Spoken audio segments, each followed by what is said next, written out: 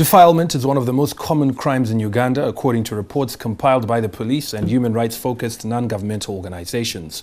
According to the 2007 police crime report, 12,230 defilement cases were reported in that year and 15,385 in 2006. Now that implies that over 25 children are defiled every day in this country, which further translates into 2 children every hour. The statistics that have not changed much over the last 4 years are alarmingly high, given that most defilement cases are never reported. Worse still, of those reported, few of the victims seek redress in the courts, partly because the prosecution often fails to verify the age of the defiled child. In fact, failure to convict culprits has made defilement the most rampant form of crime over the past 10 years, with an average of 10,000 children defiled annually. The Association of Women Lawyers, FIDA Uganda, has gone onto the ground in Luero district after reports that 30 pupils had been defiled and the cases mishandled by the authorities. Tonight, joining me on NTV 11 is Sarah Kerwegi. She's a director of programs at FIDA Uganda, and she will shed a bit more light on the Luero cases and defilement in general as a form of violation of children's rights. Welcome to NTV 11. Thank you, Farai. Now let's begin by looking at this specific case in Luero. Very alarming. 30 pupils defiled. Oh, yes. And what went wrong? When you say the cases were mishandled, what was the problem? Actually, Farai, what went wrong is more to do with the communities in the target area. It has more to do with the communities than the authorities. Mm-hmm. I think by the time the authorities came in to investigate the matter, the communities frustrated the case themselves. Mm-hmm.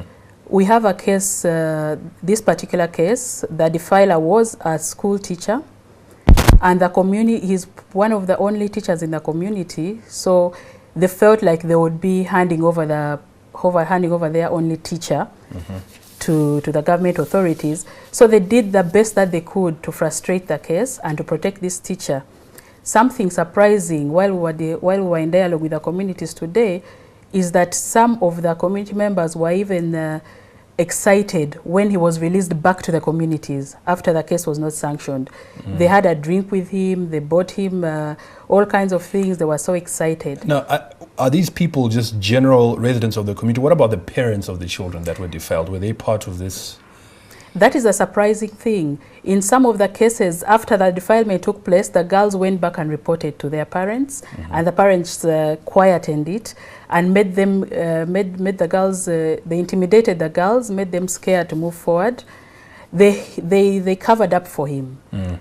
And that is why we came in. Okay. We felt like we had to go to the grassroots and address the community themselves about their duty in child protection and protecting victims of SGBV. Now, apart from this case, a major factor as to why defilers get off the hook, as we've noted, is either cases are not reported, they're kept quiet like this, but I think poverty plays a big part because parents are willing to accept money instead of taking these cases to the courts. How are you addressing that issue and poverty in general? It is true. Our statistics have found that there is a big connection between poverty and violence. And what we at FIDA Uganda are doing is we have now embarked on the area of livelihood.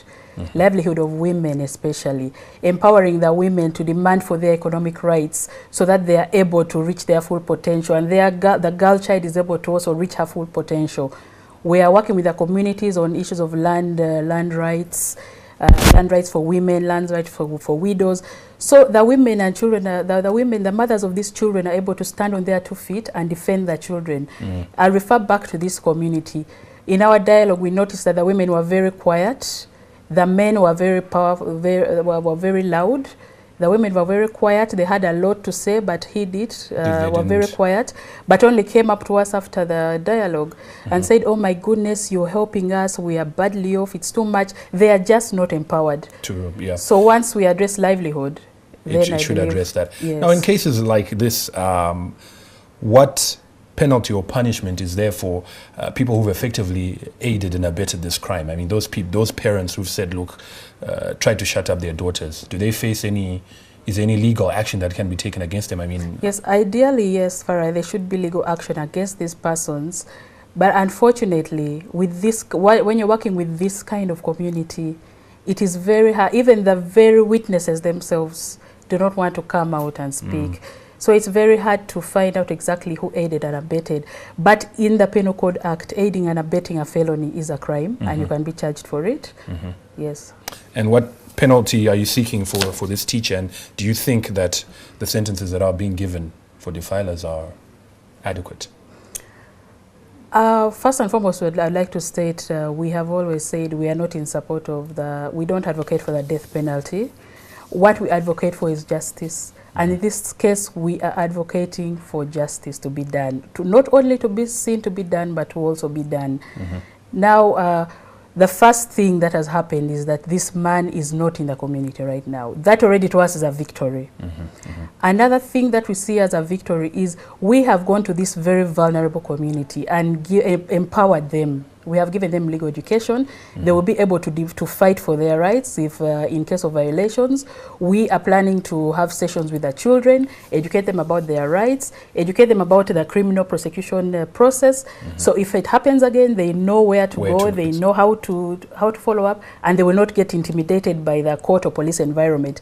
This to us is a victory. It's a first and already step, justice is being served. Sarah Kerwegi, thank you for joining us here on NTV 11 talking about this very alarming case and crimes that continue to happen here in Uganda. Thank you, Farai. I've been speaking to Sarah Kerwegi. She is Director of Programs at FIDA Uganda, and she was talking about the Luero case of 30 girls that were defiled, and we've been talking about defilement in general and what can be done to try to nip it in the bud. Time now to find out what tomorrow's weather has in store for us. Perfect. Thank you. Okay.